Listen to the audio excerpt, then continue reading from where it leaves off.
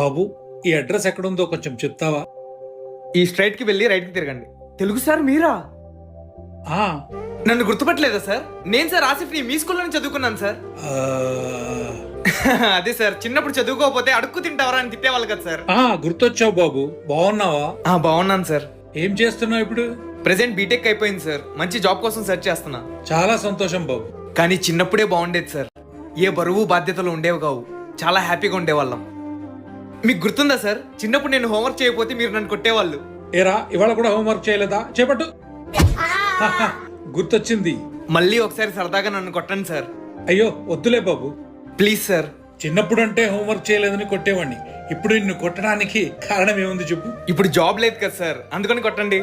ఏం లేదు సార్, చిన్ననాటి ఆ తీపి జ్ఞాపకాల్ని మళ్ళీ గుర్తు చేసుకోవడం కోసం అంతే. సర్లే, చేపట్టు.